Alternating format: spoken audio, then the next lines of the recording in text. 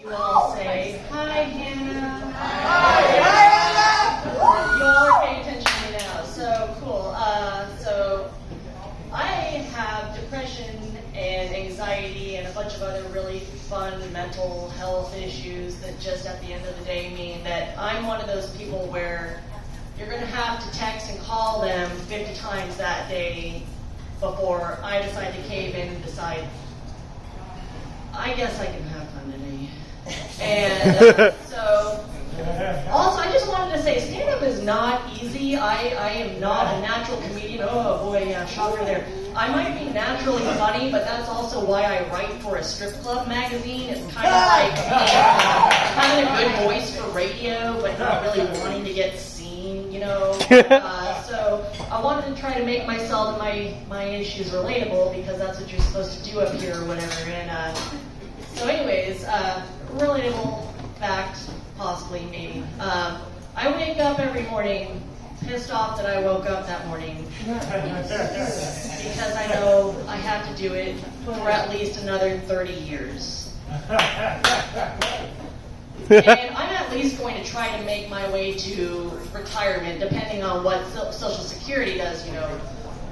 But that also means I gotta work for at least another 30 years, and that's dumb. That's dumb. I don't know why I wasn't born rich, and I'm too apathetic to find out, but I already went on Ancestry.com to try to find my rich relatives.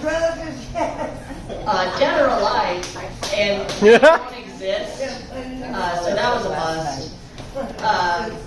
I also like to think that I have a lot of fun ideas and things to do during the day other than sleep, like, you know, camping, doing art, you know, maybe playing some music, video games, but at the end of the day, I'm just going to do whatever costs the least amount of energy for me, which is usually sleeping or hanging out with a friend that texts me or called 50 times that day asking me to hang out, because coming up with a new excuse takes more energy than hanging out with them for an hour and having fun.